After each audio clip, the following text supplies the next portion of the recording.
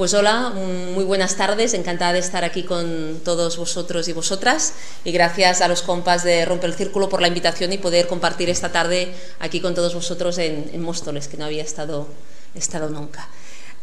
Como dice el título de la charla, hoy vamos a intentar destapar qué se esconde detrás del modelo agrícola y alimentario actual, porque todas y todos comemos cada día, nos tenemos que alimentar para tirar adelante nuestra actividad, pero pocas veces nos preguntamos qué hay detrás de este acto de ir a comprar al supermercado, de ingerir alimentos, qué es lo que realmente comemos, y por lo tanto yo creo que esta tarde es una buena oportunidad para preguntarnos sobre todos estos temas. Si os preguntara si sabéis lo que coméis, si sabéis quién decide aquello que coméis, seguramente me vais a decir pues que sí, que vosotros decidís lo que compráis en un supermercado, que cuando uno va al supermercado o va al mercado a adquirir unos productos, sabe claramente lo que compra y escoge un producto en vez de otro y decide, por lo tanto, aquello que come, ¿no? Sería en general la respuesta que alguien daría. Si yo le pregunto a mi madre, ¿sabes qué compras? ¿Sabes qué comes? Me va a decir, claro, Esther, claro que lo sé, ¿cómo no? Pero sí que es cierto que nosotros cuando vamos a un supermercado elegimos los productos de una estantería y escogemos unos y no otros, esto es así, es evidente, pero ¿quién decide el producto que hay en el supermercado? ¿Quién decide el producto que hay en esa estantería? Nosotros escogemos, pero a partir de una serie de productos que se encuentran en general en los supermercados, que es donde la mayor parte de la gente va a comprar, y quien decide quiénes son los productos que están allí no somos nosotros, ¿no? Son una serie de empresas. En realidad, quien decide lo que comemos son unas pocas multinacionales que controlan cada uno de los tramos de la cadena agrícola y alimentaria. En realidad, desde las semillas, lo esencial de la vida para plantar, conrear y luego alimentarnos, hasta la compra en el supermercado, son unas pocas empresas las que controlan cada uno de estos fragmentos de la producción, la distribución y el consumo de los alimentos. En las semillas, hoy vemos que la mayor parte, casi todas las semillas que cultivan los campesinos o los productores agrícolas están privatizadas. Les han puesto una patente, una serie de empresas, y los campesinos tienen que comprar a unas determinadas multinacionales esas empresas. Vemos como compañías como Monsanto, Cargill, DuPont, Syngenta, Pioneer son las empresas que controlan las semillas, son las que deciden qué semillas van al mercado, se conrean y nos alimentan y cuáles no. Hay también en la transformación de los alimentos unas pocas multinacionales que controlan esta transformación de lo que ingerimos, empresas como Nestlé, como Kraft, como Procter & Gamble, y llegamos a la distribución, a la punta, al otro extremo de la cadena alimentaria, ¿no? Desde la producción al consumo, y allí casi todo el mundo compra en los supermercados. Y hoy en el Estado español vemos que 7 empresas de supermercados controlan, monopolizan el 75% de la distribución de los alimentos. Supermercados como Carrefour, Alcampo, El Corte Inglés, Mercadona, Eroski, bla, bla, bla. Nuestra alimentación, si lo miramos con lupa, si miramos en las bambalinas de aquello que comemos, viene determinada por estas empresas. Y claro, estas empresas lo que buscan es ganar dinero, ¿no? El señor Juan Roig, al frente de Mercadona, hoy la segunda fortuna del Estado español, según la revista Forbes, después del señor Amancio Ortega. Todo el mundo conoce Amancio Ortega, la primera fortuna del Estado español, al frente de Inditex, Zara, bla, bla. Pues la segunda es quien está al frente de una compañía de supermercados que es Mercadona, ¿no? Y el señor Juan Roig, al frente de Mercadona, con sus supermercados, bueno, lo que busca es ganar dinero. La misma lógica que impera en el resto de la gran distribución. Si nuestra alimentación, nuestra comida está en manos de estas empresas de semillas, los supermercados, yo creo que estas empresas buscan ganar dinero, buscan hacer negocio, y al final buscan hacer negocio con la comida y los alimentos. Algo tan esencial como la comida, aquello que nos alimenta, hoy vemos que acaba siendo mercantilizada por unas pocas empresas que buscan ganar dinero con la misma. Esto, que puede parecer un poco general, vemos en nuestra vida cotidiana y en el contexto de crisis económica y social aquí en el Estado español que es una realidad tangible. Hoy el hambre ya no es patrimonio de los países del sur. vemos como aquí en el Estado español hoy cada vez hay más personas que pasan hambre. Yo vengo de Cataluña y allí el síndic de Greuges informó en agosto del año pasado que había unos 50.000 niños y niñas malnutridos, que comían pero no podían ingerir los nutrientes suficientes para desarrollar su actividad diaria. Y esto, según señalaba el síndic de Greuges, era debido a la crisis. El señor Artur Mas, ¿no?, decía, no, esto es culpa de los padres, bla, bla, pero en realidad los informes ponían encima de la mesa que cada vez hay más familias en paro, más familias que no pueden pagar la hipoteca, el alquiler, la luz, la electricidad, el gas, y finalmente no pueden pagar la comida. Y como hay una espiral que vincula desde el paro a los desahucios, la pobreza y finalmente también con el hambre. Y vemos que el hambre hoy también nos golpea aquí, en nuestra puerta, y esto pasa aquí en el Estado español, donde a la vez cada día los supermercados tiran a la basura toneladas de comida, ¿no? Vemos claramente cómo hay quien hace negocio con el hambre y con nuestras necesidades alimentarias. Y esto es lo que cuenta que tú tengas dinero para comprar tus alimentos en el supermercado. Si no los tienes, no comes. Yo creo que es evidente la mercantilización, el negocio que se acaba haciendo con la comida. Muchos supermercados antes prefieren tirar la comida, incluso rociarla con lejía, antes de que alguien la recoja.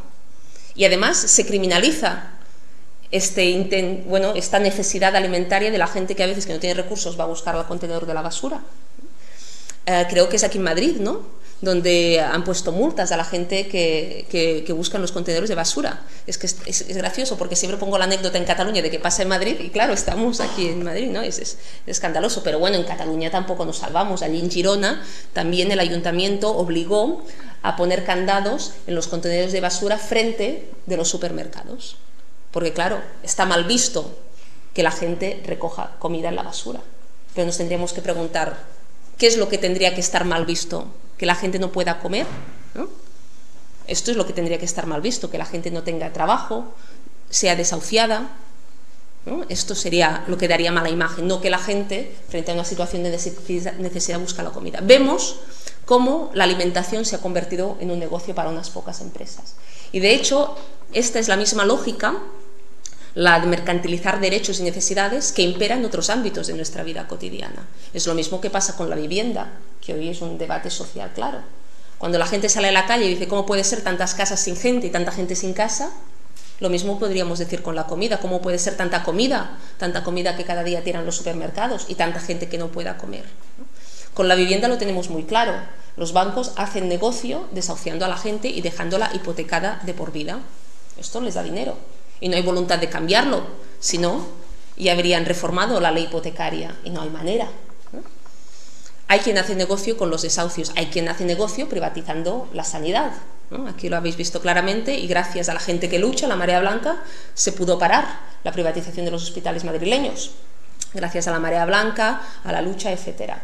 Pero hay quien quiere ganar dinero utilizando la crisis como excusa para recortar derechos en sanidad, en educación, etc. Y lo mismo que pasa en estos ámbitos pasa también con la comida. Vemos claramente cómo la lógica de este sistema capitalista que hoy está en crisis, que hoy está fuertemente cuestionado, pero que sigue adelante, recortándonos, criminalizándonos y acabando con nuestros derechos, esta lógica de este sistema capitalista que antepone intereses particulares a necesidades colectivas, golpea de frente y de lleno al modelo agrícola y alimentario actual. Y esto explica cómo hoy quien nos da de comer son unas pocas empresas que buscan ganar dinero con la comida. Y como veremos en el transcurso de esta tarde, este sistema agroalimentario, a pesar de que nos dicen que es el mejor de todos los posibles, a pesar de que nos dicen que funciona, a pesar de que nos dicen que va a acabar con el hambre en el mundo, a pesar de todo esto en realidad son mentiras, porque este sistema de agricultura y alimentación no funciona, está enfermo y en realidad lo que hace es generar hambre, provocar la pérdida del campesinado, la desaparición de variedades agrícolas y alimentarias, y esto es lo que vamos a ver un poco esta tarde. Intentar desmontar los mitos sobre los cuales se sustenta este modelo de agricultura y alimentación, ¿no? ¿Cuáles son estos mitos sobre los cuales se sustenta el actual sistema de agricultura y alimentación?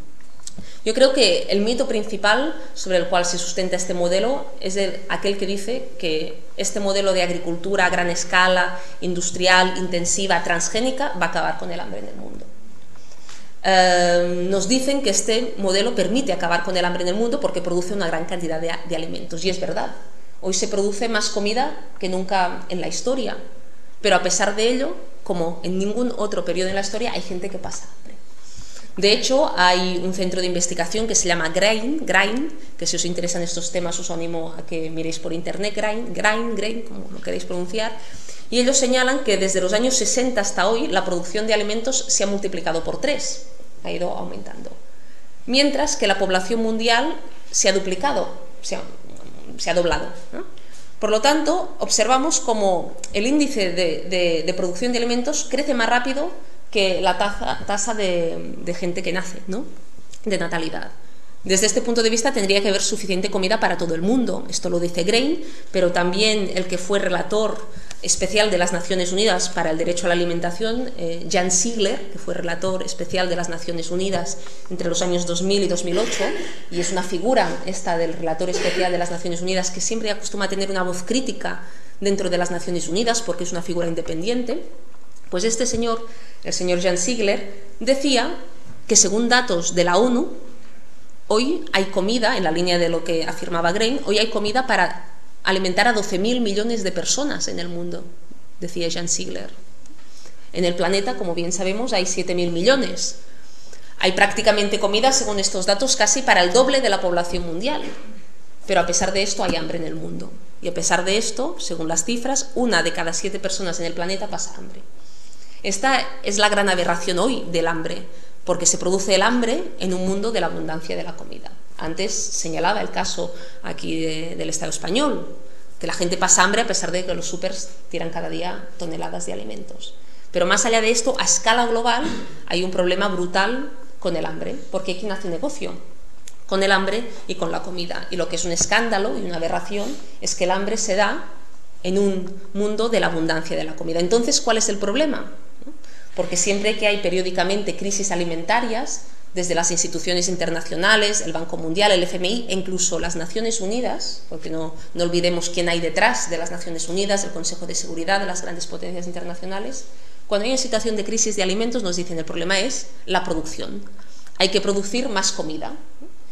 Y nos quieren hacer creer otra vez que más agricultura industrial, intensiva, transgénica va a acabar con el hambre en el mundo. Pero en cambio hay cifras que dicen claramente que de comida sobra. No hay un problema de producción en el mundo de comida, hay un problema de acceso a los alimentos, de que la gente pueda comprar esos alimentos a un precio razonable y asequible. En realidad hay un problema de democracia en el sistema agrícola y alimentario. Y lo que realmente impera en este modelo es la usura, es la avaricia del capital, de las empresas, de las multinacionales. Nos intentan hacer creer que las causas de esta situación de hambruna, que han sido estas políticas agroalimentarias en manos de unas pocas empresas, que no tienen en cuenta nuestras necesidades alimentarias, ni el campesinado, ni la tierra, nos quieren hacer creer que todo esto que ha generado la crisis alimentaria va a ser la solución. Pero en cambio es totalmente falso. Esto lo único que va a hacer es agudizar más la situación de hambruna en el mundo. Y de hecho, este discurso único que nos repiten en relación al hambre, al modelo agroalimentario, es el mismo que nos repiten con la crisis económica. ¿Cuál nos dicen que va a ser la situación a la crisis económica? ¿Cuál va a ser la manera de salir de la crisis? Nos dicen que tenemos que crecer, crecer y crecer. Tenemos que producir más, más, más. Tenemos que subvencionar la industria del automóvil, ¿no? Que esto nos permitirá salir de la crisis. Que tenemos que liberalizar aún más los mercados, flexibilizar y precarizar la mano de obra. Todo esto nos ha conducido a esta situación de bancarrota. Estas políticas no nos van a sacar nunca de la crisis, pero en cambio hay un discurso único que nos dice que esta es la solución, ya sea para la crisis económica, alimentaria o lo que sea, porque con la crisis ecológica también habéis visto, supongo en el ciclo, que nos dicen, ¿no?, que soluciones tecnológicas van a significar una salida a la crisis ecológica, ¿no? Mercantilizar los mercados de emisiones de carbono, los agrocombustibles, que esto es falso, esto agudiza la crisis. ¿Por qué nos lo repiten y por qué apuestan por estas medidas? Porque estas medidas son los que les dan importantes beneficios económicos a estas empresas. Y la gran virtud del capital es hacernos creer que aquello que beneficia a unos pocos, aquello que beneficia a las grandes empresas de estos sectores, nos beneficia al conjunto. Y la conquista de nuestro imaginario colectivo es lo que buscan estas multinacionales, que nosotros asumamos este discurso y digamos, claro, lo mejor para salir de la crisis alimentaria es producir más comida, es la agricultura industrial, es la agricultura transgénica, pero esto en realidad es falso. Pero vemos que hay esta voluntad de hacernos creer que lo que les beneficia a los de arriba nos beneficia a los de abajo, cuando en realidad es todo lo contrario, lo que les beneficia a unos pocos va en detrimento de los derechos de la gran mayoría. Si me permitís una pequeña anécdota, si os fijáis también hoy en el contexto de crisis, cuando hablan de lo privado, siempre hablan de la inversión privada, si os fijáis, los medios de comunicación, el establishment, la inversión privada. Pero cuando hablan de lo público, ¿qué dicen? Inversión privada y gasto público. Y lo plantean como algo neutral, ¿no? Es así, inversión privada y gasto público. Y lo van repitiendo. Y nos quieren hacer creer que lo privado es una inversión y que lo público es un pozo sin fondo, cuando la realidad es todo lo contrario. Lo privado va en detrimento de nuestros derechos y en cambio lo público sí que es una inversión de futuro. Pero hay esta voluntad, ¿no?, a través del discurso de hacernos aceptar estas medidas, ¿no? Y por eso yo creo que es importante desenmascararlas y desenmascararlas a partir de datos y cifras concretas. En primer lugar, ¿no?, pues comentaba esto del hambre como un primer mito que es necesario desmontar, ¿no? El hambre no es un problema que tenga que ver con sequías, con guerras civiles o con calamidades que le sucede a los países del sur porque pobrecitos, no. Las sequías pueden agudizar una situación de hambruna, los conflictos bélicos, pero las causas del hambre son políticas. Y hoy, cuando en los países del sur la gente pasa hambre porque durante décadas les han expoliado sus recursos naturales, ¿no? Les han robado sus recursos naturales, sus tierras, sus cultivos. Y luego veremos cómo muchos de estos países del sur los han convertido en monocultivos para la exportación de comida a los países del norte. Aquí, cuando se pasa hambre, ¿por qué es? Porque una calamidad afecta a determinadas familias, a determinados barrios, ¿no? La gente pasa hambre porque ha perdido el trabajo, no tiene dinero, y en vez de generar empleo, las políticas actuales hacen que se pierda cada día más empleo. Y luego nos dicen que tenemos que trabajar hasta que se nos caigan los dientes, ¿no?, hasta los 67 años. En todo caso, se tiene que repartir el empleo entre todo el mundo, ¿no? Por lo tanto, yo creo que un primer elemento importante es esta cuestión del hambre en un mundo de la abundancia de la comida, y el hambre como un problema político. Si lo abordamos así, veremos que la única manera de solucionar el hambre es cambiando las políticas y no a través de medidas a veces con muy buena voluntad de bancos de alimentos asistenciales que, bueno, pueden poner una tirita en un momento determinado, pero la única manera de solucionar la falta de alimento, la hambruna en el mundo, es con cambios políticos y reales, ¿no?, democratizando este modelo. Un segundo elemento a partir del cual analizar este modelo de agricultura y alimentación es el hecho de que hoy la comida que consumimos es adicta, podríamos decir, al petróleo, es yonki de petróleo, ¿no? Es una comida viajera. Un segundo elemento que quería tratar es eso, precisamente. Nos alimentamos por alimentos kilométricos, ¿no? Si los alimentos que vamos a comprar al supermercado tuviesen un contador y viésemos los kilómetros de media que han hecho desde el campo hasta nuestra mesa, hay un informe de Amigos de la Tierra que señala que los alimentos viajan una media de 5.000 kilómetros. 5.000 kilómetros. Teniendo en cuenta que algunos vienen de más cerca, otros aún vienen de más lejos. Estamos comiendo tomates de Marruecos, manzanas de la China, peras de Sudáfrica, uvas de Chile, alimentos que también podemos producir aquí y que se producen aquí, pero en cambio los consumimos de la otra punta del planeta. Y esto tiene un impacto a nivel medioambiental. Estos alimentos generan gases de efecto invernadero, generan impacto y cambio climático. Hay un informe también de GRAIN, de esta asociación, que dice que el 55% de los gases de efecto invernadero los provoca el actual modelo de producción, distribución y consumo de alimentos. ¿Quién lo diría?, ¿no? Pero claro, es un modelo de producción de comida que deforesta bosques y selvas vírgenes, alimentos que viajan miles de kilómetros, que tienen que utilizar grandes neveras para mantenerse, que luego vas a comprar tú la comida a lo mejor en un supermercado con el coche, que todo está envuelto con plástico hasta el milímetro. Todo esto tiene un impacto medioambiental, ¿no? ¿Y por qué? Porque eso dan estos alimentos kilométricos del sur al norte, si aquí tenemos estos productos? ¿Cómo es que ahora en Valencia encontramos naranja surafricana en los Mercadona en vez de naranja valenciana?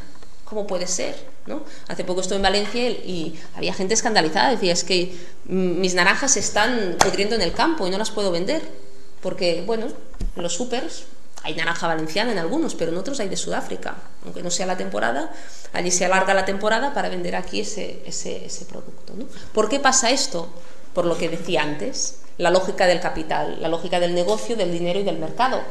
Hay una serie de empresas que les interesa deslocalizar la producción agrícola.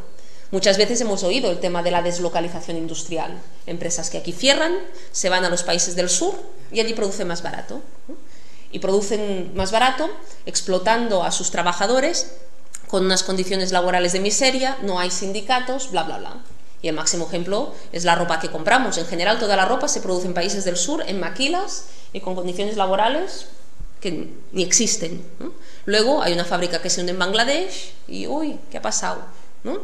Pero bueno, estas condiciones precarias son las que permiten aquí que el propietario de estas empresas, como el señor Amancio Ortega, pueda producir un producto a un precio competitivo y nos lo venga a un precio muy barato y lo venda aquí a un precio competitivo para nosotros, ¿no? Lo mismo pasa con la comida. Se deslocaliza la producción agraria, se deslocaliza y se va a producir al sur, porque sale más barato tener jornaleros de los países del sur pagándoles un precio de miseria, con condiciones de trabajo muy, muy precarias. Y esto explica la lógica del dinero, estos alimentos kilométricos, porque a las empresas les interesa, les sale más a cuenta producir en la Conchinchina, nunca mejor dicho, para luego venderlo aquí, ¿no? Pero lo que es interesante observar de estos alimentos kilométricos es que estos se dan del sur al norte, por estas prácticas que ahora comentaba, y lo entendemos, ¿no? Porque, bueno, la usura, la avaricia, la lógica del capital. Pero es que también hay alimentos kilométricos del norte al sur, ¿no? No solo hay del sur al norte, sino... Esto estaba haciendo cosas raras, ¿no me lo parece? No, es que estamos cambiando el volumen porque estaba retumbando un poco. Muy bien, muy bien. Vosotros hacéis, yo continúo. Hay alimentos kilométricos, lo vemos claro, del sur al norte, pero lo más paradójico es que también los hay del norte al sur. Ostras, y aquí dices, ¿y esto cómo puede ser? Alimentos de aquí que viajan para el sur, ¿no? Y que invaden sus mercados. ¿Y esto? Esto pasa porque aquí tenemos una fantástica política agrícola común, ¿no? La PAC, esta política de la Unión Europea que afecta a toda Europa y que nos dice que subvenciona a la agricultura y a los campesinos, pero en realidad la PAC subvenciona a los grandes empresarios terratenientes de la agroindustria, ¿no? Hay, de hecho, unas pocas empresas y personajes que reciben la mayor parte de las subvenciones. Tú a lo mejor te encuentras un campesino que dice, un agricultor que dice, yo recibo subvención de la PAC, pero tal vez reciba 500, 1000, 3000 euros. Pero hay unas élites, unos pocos hipersubvencionados de la PAC. Si por un lado aquí tuviésemos quienes reciben dinero de la PAC y aquí el total de dinero de la PAC, veríamos como un 16% de los beneficiarios de la PAC reciben el 75% de las ayudas. Hay unos pocos que reciben mucho, mucho, mucho dinero. Y entre estos, voy a ver aquí el listado, entre estos tenemos las principales empresas de la industria agroalimentaria, entre estos pocos. Empresas como Nestlé, Campofrío, El Pozo, Pastas Gallo, Nutrexpa, Puleva, Galletas Boulon, Leche Pascual, Ebrofoods, estos reciben, son de los principales beneficiarios de estas políticas. Y el otro 84% restante que recibe, pues el 25% que queda. Y luego hay unos pocos, unos muchos que reciben poco. Pero hay unas élites hipersubvencionadas y entre las cuales se encuentran personajes como la duquesa de Alba, que esta señora de campesina no tiene absolutamente nada, ¿no? ¿Por qué se la subvenciona esta señora? Porque tiene tierra. Y aunque tenga tierra, aunque no la cultive, no importa. Según la PAC, si tienes tierra, te dan dinero porque tienes tierra. Pero no miran si produces o no produces, ¿no? ¿Por qué los alimentos kilométricos? Porque otro criterio de la PAC, de la Política Agrícola Común, es subvencionar determinadas producciones, ¿no? Aquí se subvenciona, por ejemplo, bastante el aceite, los cereales, en Francia se subvenciona la leche, y esta producción subvencionada se acaba produciendo no porque aquí la gente compre ese producto, sino que se produce porque recibes una subvención y recibes dinero. Así acabas produciendo mucho más de lo que aquí podemos comer. Y este excedente que se produce y que no comemos, ¿qué pasa? ¿Qué se hace con el mismo y que está subvencionado? Pues este excedente se tiene que vender y se vende a los países del sur. Y se vende a los países del sur por debajo de su precio de coste, porque es un producto subvencionado. Y es un producto que invade estos países del sur y sustituye alimentos autóctonos locales por estos que estos países importan, porque salen más baratos. Y esta producción subvencionada de la PAC excedente en los países del sur acaba haciendo la competencia desleal a los productores autóctonos. Y si me permitís, pongo un ejemplo de estos alimentos kilométricos del norte al sur para que se entienda. Muchos de los países que hoy sufren estas situaciones de crisis alimentaria recurrentes, de hambrunas, son países que en los años 70 eran autosuficientes en la producción de comida. Producían suficientes alimentos para dar de comer a toda su población. Un caso concreto es el de Haití. Haití en los años 70 producía suficiente arroz, que allí el arroz es aquí como la barra de pan, pues allí en los años 70 Haití producía suficiente arroz para dar de comer a toda su población. Hoy, en cambio, Haití depende para alimentar a su población de comprar arroz a multinacionales extranjeras. No tiene producción prácticamente de arroz para su población. ¿Qué ha pasado en Haití de los años 70 hasta hoy? Pues lo que ha pasado en Haití es que se han llevado a cabo una serie de políticas en este país, en Haití, pero en muchos otros países del sur, en el marco de la crisis de la deuda, en los años 80, 90, una serie de políticas. Este país se vio hundido en una crisis económica muy importante y el Banco Mundial, el FMI, vestidas de hermanitas de la caridad, que aquí ya los conocemos también, ¿no? La Troika. Aquí tenemos el FMI y en vez del Banco Mundial, el Banco Central Europeo, y más la Comisión Europea, que también nos dice que nos va a rescatar, lo único que nos hace es hundirnos en la miseria, ¿no? Dice que nos deja dinero, pero claro, deja dinero al banco, pero los condicionantes de ese dinero nos lo aplica todo el mundo. Pues lo que aquí está pasando ahora, en las décadas anteriores, de los 80, 90, ha pasado en los países del sur. Y en Haití se aplicaron una serie de medidas de rescate en este país de América Latina, a partir del cual se le dijo, tú en un contexto de crisis necesitas dinero, te damos dinero a cambio de que apliques unas determinadas políticas. Y en materia agrícola y alimentaria, las políticas que se vio forzado a adoptar Haití fue políticas, por un lado, de potenciar los monocultivos para la exportación, ¿no? Y por el otro, abrir sus fronteras comerciales, eliminar sus aranceles, ¿no? Con lo cual, a partir de ese momento, cuando un producto de fuera llegaba a Haití, no tenía que pagar ningún tipo de arancel, entraba directamente. Con esto permitió que estos productos subvencionados de la industria agroalimentaria europea y norteamericana, en concreto la norteamericana en el caso de Haití, pudiesen empezar a entrar a Haití sin pagar aranceles. Y este producto, al estar subvencionado, se vendía en Haití más barato que el producto haitiano. ¿Qué pasó con el arroz? Bueno, estas políticas de rescate con las medidas consiguientes que implicó en este país fueron el paraíso para la industria arrocera norteamericana de Estados Unidos. A partir de ese momento, la industria arrocera subvencionada de Estados Unidos empezó a vender su producto, su arroz, en Haití por debajo de su precio de coste, porque estaba subvencionado, y haciendo la competencia desleal al productor autóctono. Esto a lo largo de décadas, de los años 80, 90, implicó la desaparición del pequeño productor haitiano que no podía competir con las grandes compañías de arroz de Estados Unidos. Hoy Haití ha pasado a ser un país dependiente de la compra de alimentos a empresas extranjeras. Pero no ha pasado por casualidad, no ha pasado por una desgracia, por una catástrofe. Ha pasado porque se han expoliado sus recursos naturales, se han impuesto una serie de políticas que han desmantelado su sistema de agricultura y alimentación. Porque Haití, como os decía antes, en los años 70 producía suficiente arroz. Esto pasa en Haití, pero ha pasado en muchos países del sur. Países del sur que se ha desmantelado sus modelos de producción agrícola y autóctonos a partir de la invasión de producto extranjero subvencionado. Y es importante esta mirada global a lo que hoy está pasando con la agricultura y alimentación, y esta mirada a alimentos kilométricos del sur al norte y del norte al sur, porque en un contexto de crisis podemos pensar, bueno, es que el problema de los campesinos españoles son los campesinos de Marruecos o son los campesinos de la China. Pero en realidad, tanto los campesinos de Marruecos como los de aquí son víctimas de un modelo de agricultura y alimentación pensado por y para las grandes empresas. Y por lo tanto es muy importante plantear alianzas entre este campesinado, entre estos sectores que padecemos las políticas de estas empresas y de esta globalización al servicio de los intereses del capital. Porque hace unos años el propio Jean-Marie Le Pen, ¿no?, del Frente Nacional, un partido de extrema derecha en Francia, decía: Lo mejor es producto francés, de campesinos franceses, con trabajadores franceses. Bueno, esto no es una alternativa, ¿no? La alternativa es producto local aquí y producto local en los países del sur. Derechos de los trabajadores jornaleros aquí, ya sean autóctonos como gente que venga de fuera, ¿no? Es esta perspectiva solidaria e internacionalista imprescindible también a la hora de hablar de agricultura y alimentación. Y por eso es muy importante esta mirada global, ¿no? Hay unos pocos que salen ganando, unas pocas empresas, y una gran mayoría, ya sea aquí o en la otra punta del planeta, que salimos perdiendo con estas políticas agrícolas y alimentarias, ¿no? Y estos alimentos kilométricos yo creo que ponen encima de la mesa también la irracionalidad del modelo, ¿no? Nos dicen que este modelo funciona, que es el mejor, pero ¿cómo? Con comida que nos viene de la otra punta del mundo, si la tenemos aquí, no tiene sentido. Solo se explica porque beneficia a unos pocos y da dinero a las grandes empresas del sector, ¿no?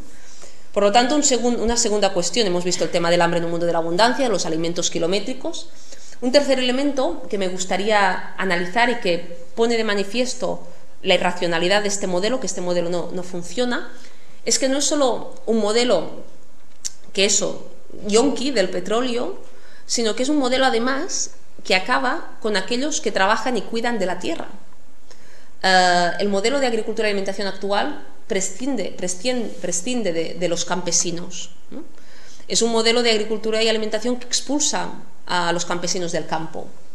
Hoy, de hecho, en el Estado español, no sé si sabéis, del total, del 100% de la población activa, de la gente que trabaja, ¿qué porcentaje trabaja en el campo? ¿Cuál porcentaje creéis que es? ¿Del 100% de población activa? ¿Cuántos creéis que trabaja en el campo? Un 8. 5, 8, 20. 4. ¿Alguien da más? Pues la cifra está entre el 4 y el 5%. Imaginaros. Y yo, que vengo de Cataluña, allí la cifra está en el 1,9% en Cataluña. De la población activa catalana, solo el 1,9% trabaja la tierra. Y de estos hay también los grandes agricultores, no son los pequeños campesinos agroecológicos, no. Todos. El porcentaje entonces de agricultor que intenta utilizar unos métodos agroecológicos alternativos es aún más ínfimo, ¿no? Claro, si los campesinos desaparecen de nuestros campos, la pregunta se impone: ¿quién nos da de comer? Como decíamos al principio, y la respuesta se hace evidente, ¿no? Si no hay campesinos, ¿quién nos da de comer? Esas empresas que antes comentábamos. Nuestra alimentación está en sus manos. Son estas empresas los que nos ponen el plato en la mesa y luego nos va como nos va. Con hambre, con alimentos kilométricos y muchas otras cosas que veremos. Los campesinos no pueden sobrevivir en este modelo. Los campesinos se les dijo que tenían que crecer, producir más, pero no pueden competir con la gran agroindustria que externaliza, que deslocaliza la producción, etcétera, etcétera, ¿no? De hecho, el campesino se empobrece día tras día.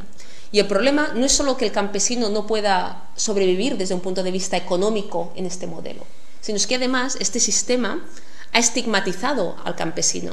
Intenta hacer creer que el campesino, nos intenta hacer creer, eso que decía de la conquista del imaginario colectivo, nos intenta hacer creer que el campesino no sabe.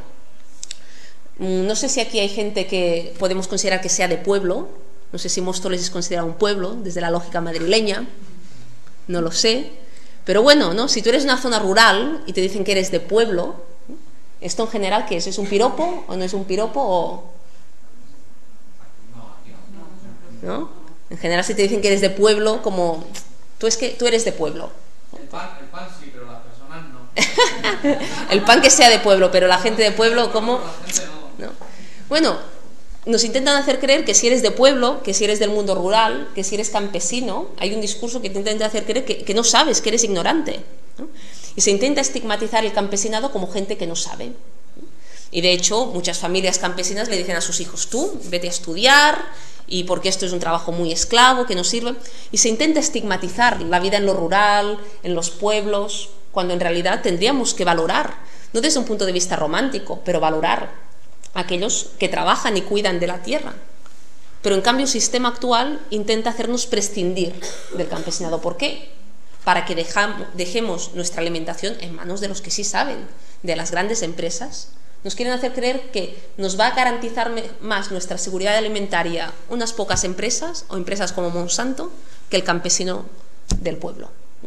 Y hay también este intento de conquistar nuestro imaginario asociando rural, campesino, a ignorante, a no saber. La consecuencia es clara, ¿no? La conclusión, bueno, el supermercado, la empresa, esa sí que sabrá, ¿no? Esa sí que tendrá unas garantías de seguridad, de estándares alimentarios y todo lo que pone en el producto, ¿no? ¿Qué? Todo esto, ¿no? Pero nos intentan también, ¿no?, hacer creer todo esto. Por lo tanto, más allá de lo que antes comentaba, también es un modelo que presciende del campesinado y de aquellos que cuidan y trabajan la tierra. Otro elemento que quería analizar y poner de relieve, y que a menudo se olvida cuando se trabajan estos temas, es que siempre vemos el impacto de este modelo en nuestros derechos, ¿no?, a nivel social, a nivel económico, en el campo, pero vemos también, si observamos en detalle, que en este modelo de agricultura y alimentación las mujeres salimos perdiendo, ¿no? No solo hay una lógica capitalista de anteponer intereses particulares a necesidades colectivas que impacta en este modelo de agricultura, sino también hay una lógica patriarcal, ¿no? Una lógica que invisibiliza, supedita, menos-tiene el trabajo de las mujeres. ¿Por qué ahora lo digo aquí? Alguien dirá, mira, ya viene esta otra vez aquí, el tema feminista, tal. Bueno, es que es un tema, a pesar de que digan que no es importante, es un tema central, y sobre todo en relación a los temas de agricultura y alimentación, porque hoy en día en los países del sur entre un 60 y un 80% de la producción de alimentos, de la comida que se produce en los países del sur, entre el 60 y el 80%, está en manos de las mujeres. Vemos en los países del sur que las mujeres son las principales garantes de la alimentación en estos países.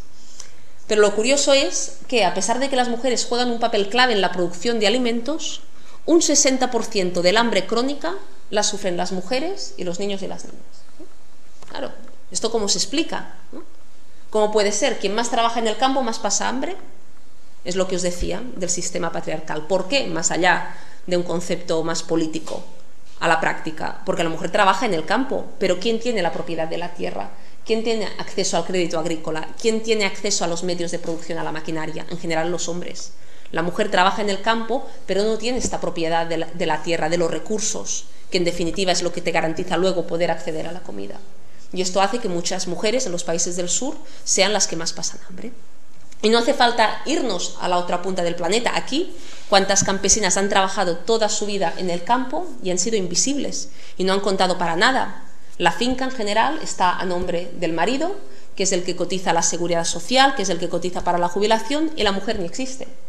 Y esto no solo pasa en el campo, ¿eh? Cuántas mujeres trabajando de autónomas en pareja, quien paga la cuota de autónomo es el marido y la mujer no. Bueno, mis padres han sido un ejemplo de esto, ¿no? Pero en el campo es así, ¿no? Se invisibiliza este trabajo cuando el trabajo de la mujer a la hora de garantizar la comida es esencial. Y más allá de estos elementos vinculados al trabajo en el campo por parte de las campesinas, que no solo sufren el tema del hambre, sino también cuando a muchos campesinos padecen las consecuencias de un modelo de agricultura industrial intensiva que usa agrotóxicos de manera sistemática en el campo, y esto afecta a su salud, ¿no?, a muchos campesinos, ¿no? Hay que pensar que en Francia, por ejemplo, el Parkinson es considerado una enfermedad laboral de los campesinos.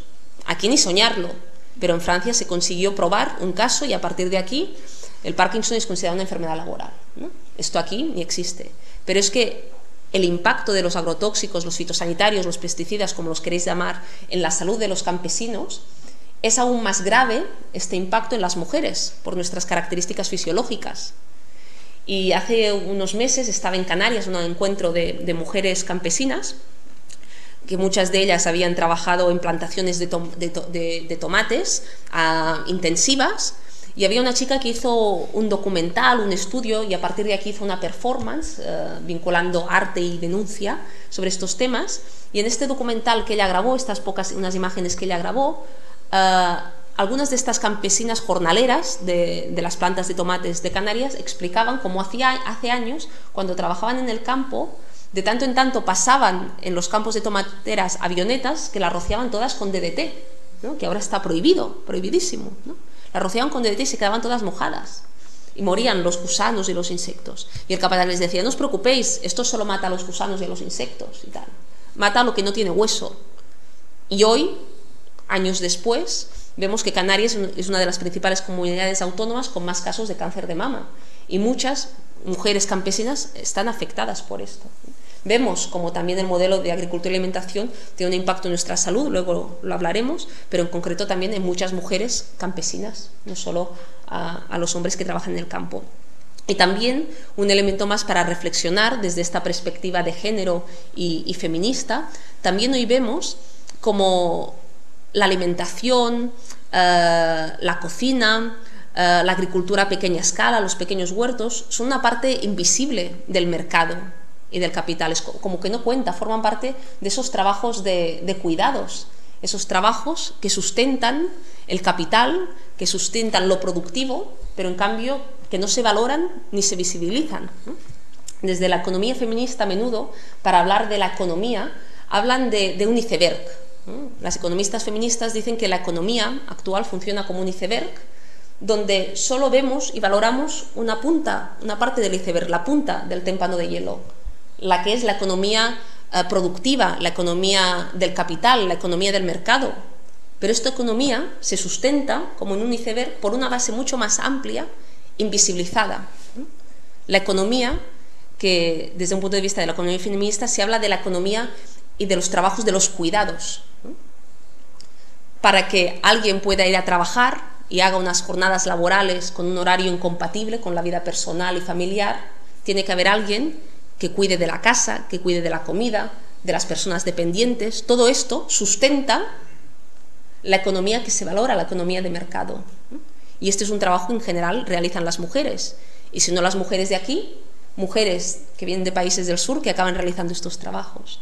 Desde el punto de vista de la economía feminista, cuando miramos a la economía, pues se hace desde esta perspectiva, desde esta mirada de la economía iceberg, que yo creo que es muy interesante.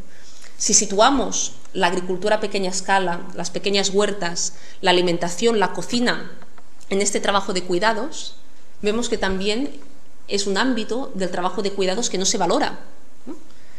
Pensamos que dedicar tiempo a cocinar es perder el tiempo, en general, ¿no?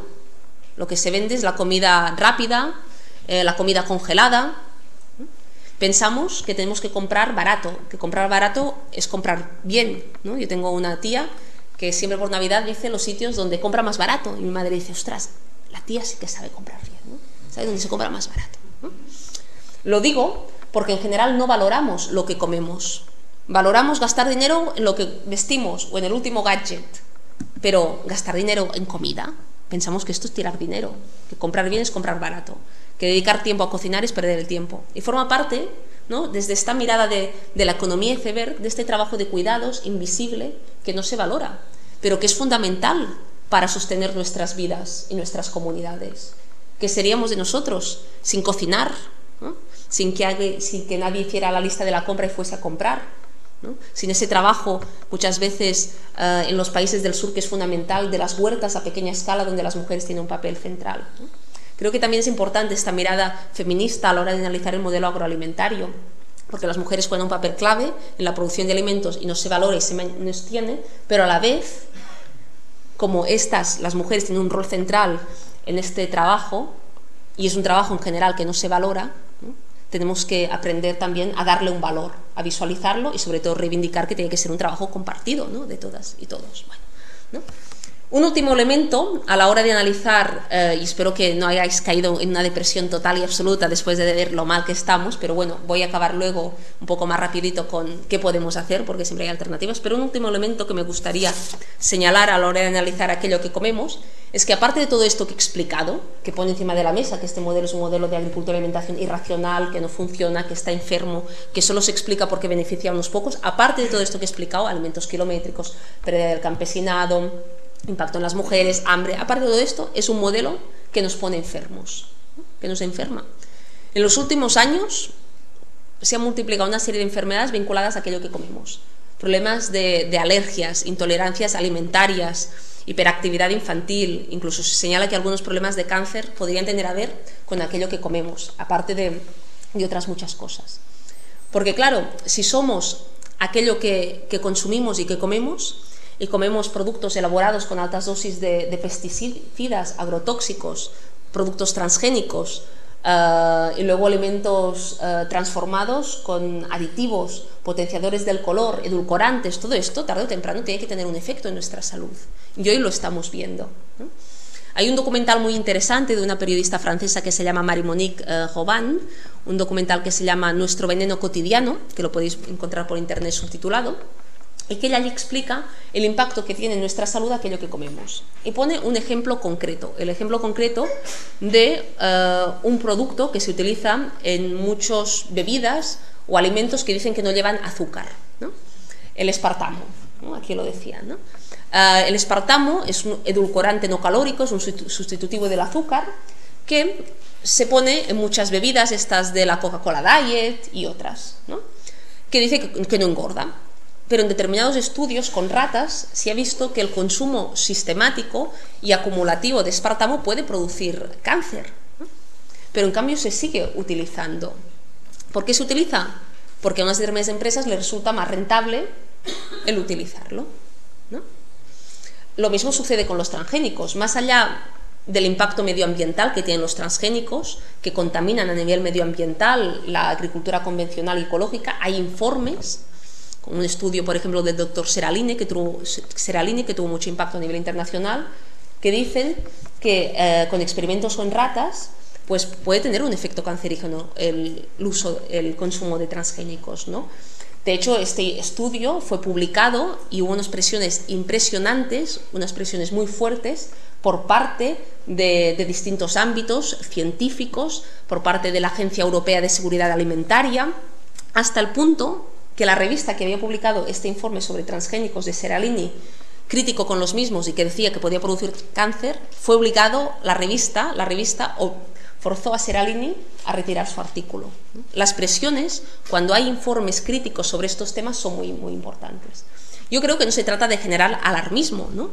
Pero sí que creo que es importante tener toda la información, poder tener información y a partir de aquí poder cada uno de nosotros, a título individual, ser críticos y juzgar.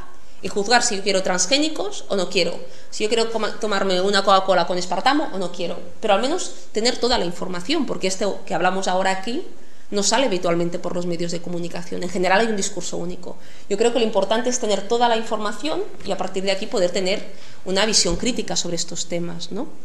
Y creo que es importante, con el tema en concreto del espartamo que antes os comentaba, porque, claro, hay una serie de instituciones que nos dicen que nos garantizan nuestra seguridad alimentaria. Aquí en el Estado español tenemos, por ejemplo, a la Agencia Española de Seguridad Alimentaria que dice que cuida de lo que comemos, ¿no?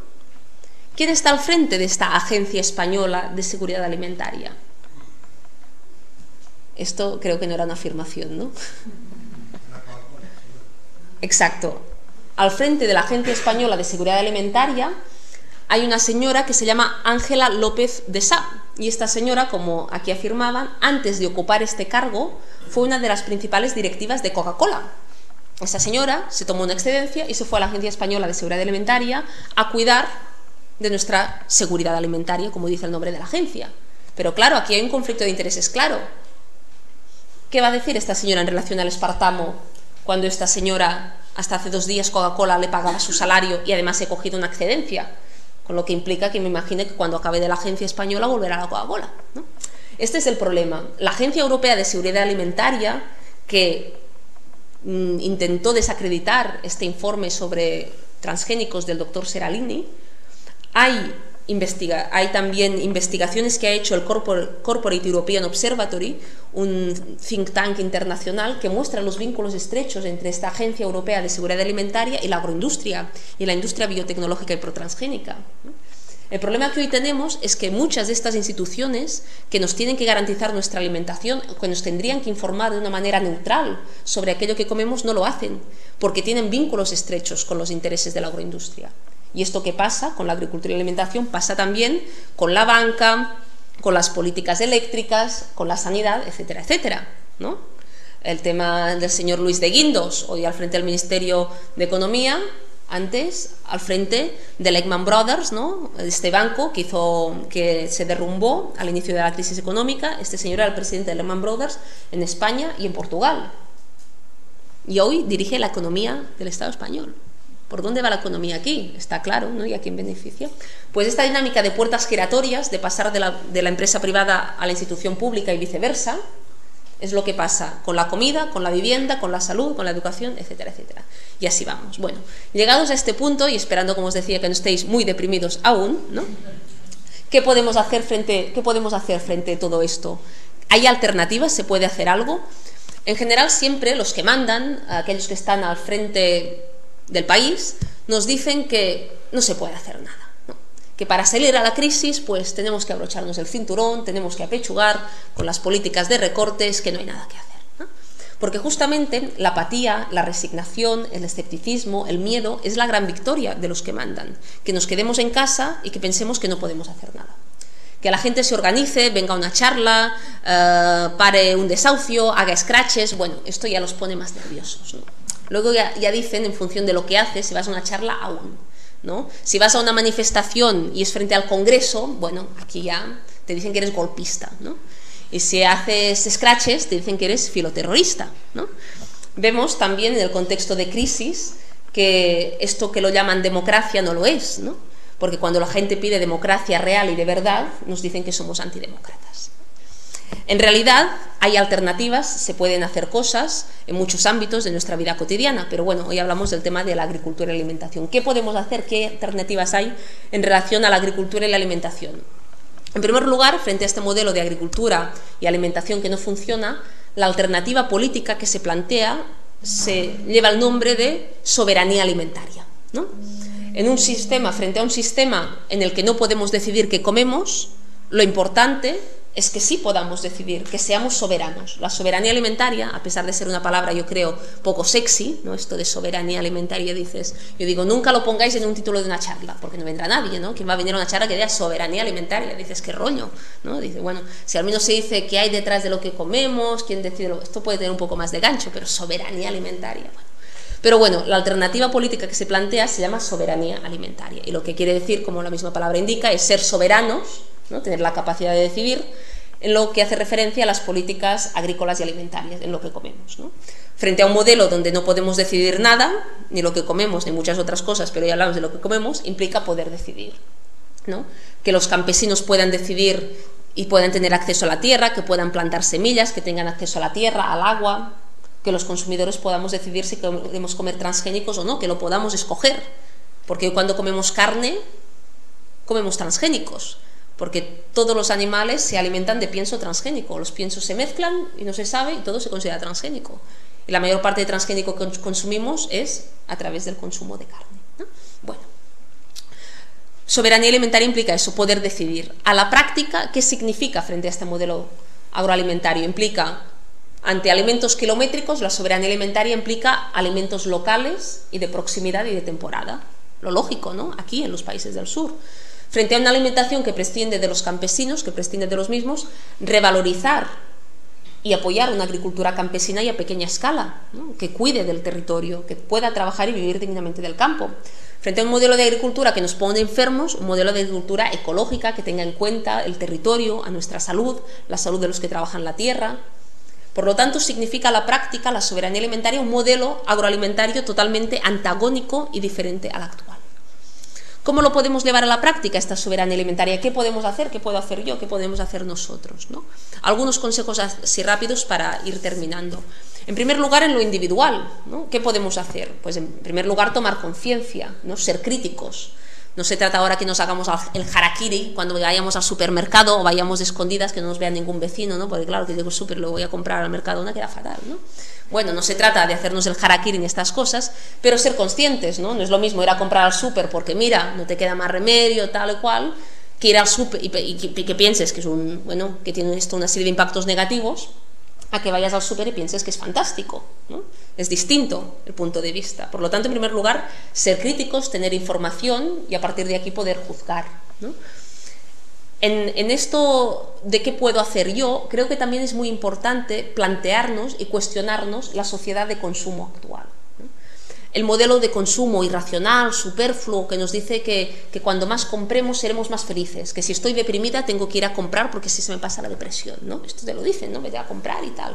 Y en realidad esto es un bucle, ¿no? Te dicen que compres para que no estés deprimido y la compra no te va a saciar tu infelicidad, ¿no? La felicidad depende de otros parámetros. Es importante cuestionarnos el modelo de consumo actual y cuestionárnoslos desde un punto de vista individual, pero también político y estructural, porque yo creo que es importante optar por cuestionar este modelo de consumo y pensar que tal vez podemos vivir mejor con menos, que no necesitamos tantas cosas, pero también tenemos que ser conscientes que es este sistema capitalista que antepone intereses particulares a necesidades colectivas la que nos impone esta sociedad de consumo. Y creo que es importante tenerlo en cuenta, porque a veces das charlas y te dicen, bueno, a ver, tú es muy bien, ¿no? Tú que eres joven, idealista, quieres cambiar el mundo, te dicen, esto ya se te pasará con la edad, ¿no? Esto, bueno, a mí ya no me lo dicen tanto porque ya uno va teniendo una edad, pero a la gente joven le dicen, esto se te pasará con la edad. Afortunadamente aquí vemos a gente más mayor que yo que no se os pasa con la edad, ¿no? Esto de la indignación, que esto tal vez crece con la edad, ¿no? Pues bueno, lo que nos dicen es esto, ¿no? Que hay, no sé qué me decía, como ya con lo de la edad ya se me ha ido el salto de la edad. Bueno, en fin, así nos dicen que claro, que hay sociedad de consumo, tú lo criticas, pero te dicen, mira guapa, hay sociedad de consumo porque la gente quiere consumir, ¿no? Si la gente no consumiese, no habría sociedad de consumo, ¿no? Me dicen, ¿no? Pero claro, yo cuando me lo dijeron empecé a dar vueltas el tema y dije, no, esto no es así. Evidentemente que tú compras, vas a comprar en Navidad la sociedad del consumo, bla, bla, ¿no? Pero en realidad hay sociedad de consumo porque a unos pocos les interesa, ¿no? El sistema capitalista se basa en la producción generalizada de mercancías, se producen mercancías a gran escala y este sistema necesita que alguien compre compulsivamente estas mercancías para que el sistema funcione. Para que el señor Amancio Ortega se haya convertido en la tercera fortuna a nivel mundial y la primera del Estado español, es necesario que todos y todas compremos compulsivamente su ropa en los Zaras u otras empresas que tiene este señor. Así él gana dinero, ¿no? Produciendo a precios de miseria, vendiéndolo aquí a un precio competitivo, pero instándonos nosotros a comprar, ¿no? El sistema produce a partir de lo que se conoce, por un lado, de la creación artificial de necesidades. Nos quiere hacer creer que nos tenemos que cambiar cada temporada la ropa para ir más modernos y modernas, ¿no? Llega la temporada ahora primavera-verano, ¿no? Se imponen los colores pastel y ¿yo qué hago? Tengo que ir a la última. La primavera llega cuando la primavera llega en el Corte Inglés, parece, ¿no? Si no, no hay primavera, ¿no? Vivimos en una sociedad así, ¿no? Nos crean necesidades artificiales, ¿no? Y nos instan a comprar. ¿Quién de nosotros hoy podría vivir ya sin teléfonos móviles, sin móviles de última generación, ¿no? Quien no tenga teléfono móvil es un héroe, porque resistir en la sociedad actual sin teléfono móvil, bueno, ¿no? Y ahora hay el WhatsApp, que te puedes mandar mensajes, el Twitter, tú te pasas el día clac, clac, clac, ¿no? Yo la primera, ¿no? Nos crean necesidades artificiales de las cuales podríamos prescindir, pero nos las crean para que compremos más y así unos pocos ganan, ¿no? Hay sociedad de consumo porque al sistema le interesa, pero claro, y me dirá, bueno, pero puedes no comprar, ¿no? Puedes no cambiarte la ropa cada temporada, no comprarte estos gadgets, tal. Claro, el problema del sistema capitalista es que sabe mucho, sabe demasiado, ¿no? Por eso aún no nos lo hemos cargado, porque claro, sabe tanto que se va reinventando, pero bueno, ya llegará el día, ¿no? Claro, el sistema capitalista produce a partir de la creación de necesidades artificiales, ¿no? Pero por otro lugar, también si tú te resistes a crear, si tú eres de rompe el círculo y eres así de crecentista, que no compres ni que te maten hasta que, no sé, bueno, ¿no? Hasta que se te estropee el móvil o lo que sea, ¿no? Claro, el sistema tiene que hacerte comprar, y es esto que os decía, hasta que se estropea el móvil. El sistema produce a partir también de lo que se conoce como la obsolescencia programada o planificada. Que si soberanía alimentaria es una palabra poco sexy, obsolescencia programada ya ni te cuento, porque esto lo dices 3 veces y ya se te encasquilla la lengua, ¿no? Obsolescencia programada y tal, imaginaos, ¿no? Pues bueno, se produce a partir de la obsolescencia programada. ¿Qué es la obsolescencia programada? ¿Qué es? ¿Lo sabéis? Claro, aquí es un auditorio de estos de que tienen que hacer la obsolescencia programada para que el sistema funcione, porque si no ya nos lo habríamos cargado. Que hay diseñar dispositivos que se estropeen al cabo del tiempo. Claro, ¿no? Es producir con fecha de caducidad para que tengas que comprar de nuevo y así ya te tienen pillado, ¿no? El móvil, tiene yo creo 2 años y ya no me funciona casi, ¿no? Así compras uno nuevo. Claro, el sistema capitalista piensa para que consumamos. Creo que es importante tener también en cuenta esta mirada, ¿no? Evidentemente, Es importante cuestionarnos a título individual el modelo de consumo, pero tienen que haber también cambios políticos y estructurales. Y en general, siempre cuando hacen campañas sobre el tema del consumo, el reciclaje, si os fijáis, siempre hacen recaer la responsabilidad en nosotros, en el individuo, pero hay una responsabilidad también colectiva, ¿no? Yo puedo intentar no coger el coche, pero si en Cataluña, en Barcelona, me quiero ir a los Pirineos, llegar allí en transporte público es misión imposible. No hay transporte público, ¿no? Aquí supongo que tal vez debe pasar lo mismo con zonas más de la periferia de la capital, ¿no? Se cargan el transporte público, se cargan los servicios públicos, ¿no?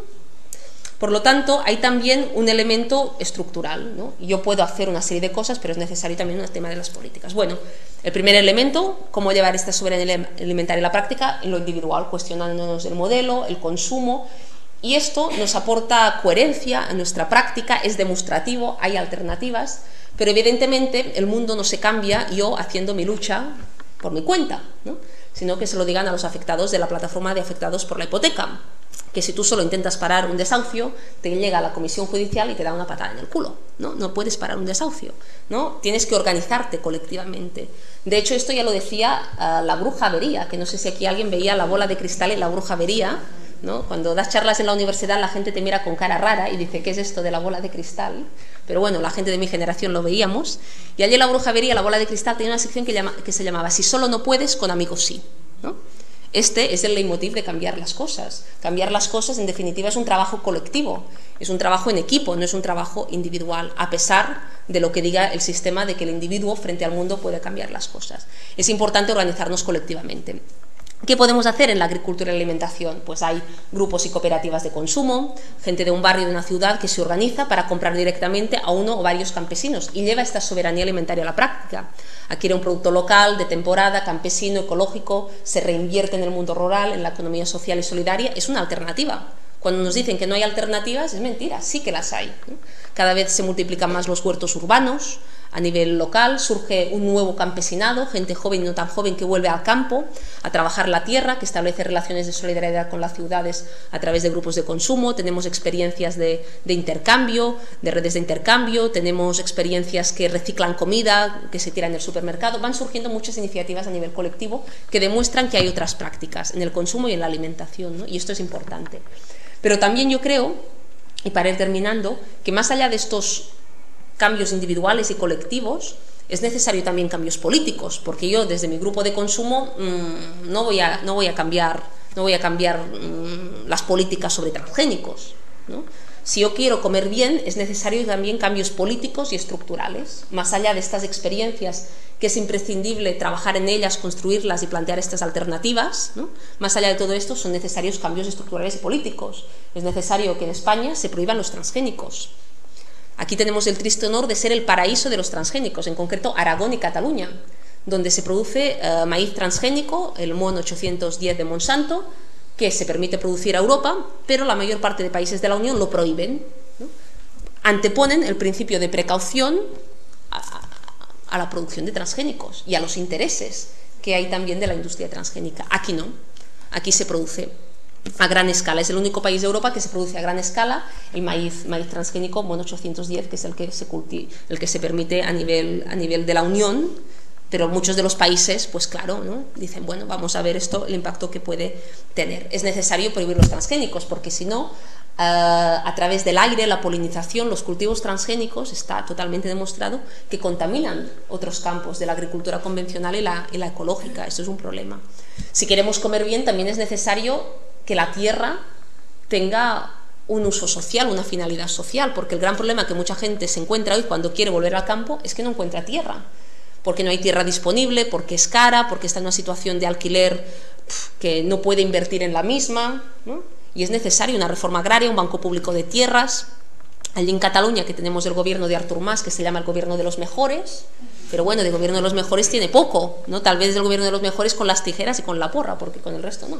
Pues bueno, este gobierno de los mejores, del señor Artur Mas, ¿no?, decidió una inversión cerca de Barcelona hay el Baix Llobregat, donde hay un parque agrario, ¿no?, una zona donde hay cultivo y tal. Pues el proyecto de inversión del señor Artur Mas para el parque agrario del Baix Llobregat, ¿sabéis cuál era? Es Supongo que no lo sabéis porque es que hay un poco lejos, aunque al final ese proyecto no tuvo éxito allí, vino para acá, aunque aquí también fracasó, afortunadamente, ¿no? El proyecto de revitalización de la zona del Parque Agrario del Baix Llobregat, el señor Artur-Mas, era Eurovegas, ¿no? La política de la ludopatía, la prostitución, el juego. Hombre, en vez de esto, que fomente la agricultura ecológica, el apoyo al Parque Agrario del Baix Llobregat, para que no le meta un Eurovegas, ¿no? Afortunadamente el señor Adelson se fue, adiós, adiós, ¿no?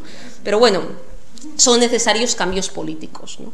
Más allá de todo esto que ahora hablábamos. ¿Cómo se consigue esto? Bueno, aquí ya no tengo la receta mágica ni la bola de cristal porque no sé, no se sabe, pero yo sí que creo que en los últimos tiempos y a raíz de la crisis económica y social, si una cosa ha tenido de buena la crisis, es que en parte nos ha permitido abrir los ojos, ¿no? Hoy vemos como este sistema capitalista que nos han dicho que satisfacía nuestras necesidades, que este sistema que era democrático, hoy vemos que no es así, ¿no? Cada vez son más las personas, a partir del 15M y todo lo que significó, que dicen que esto no es una crisis, es una estafa, es un robo, es un expolio de nuestros derechos, ¿no? Y hay una creciente toma de conciencia. Yo creo que esto es un primer paso para ir cambiando las cosas, ¿no? El hecho también de desafiar a aquellos que emanan en el poder y que han convertido la política en un negocio y en una profesión en función de sus intereses particulares. Comer bien, en definitiva, como decía antes, implica cambiar este sistema capitalista, porque solo si cambiamos este sistema capitalista y construimos un sistema realmente al servicio de las personas y del ecosistema, podremos no solo comer bien, sino vivir bien, tener una casa, tener una sanidad y una educación pública de calidad, etcétera, etcétera, etcétera. Por lo tanto, lo que se trata es de cambiar el modelo, de cambiar el sistema, de plantear alternativas, pero también desafiar a aquellos que hegemonizan la política en función de sus intereses particulares. Ya para acabar, una última reflexión.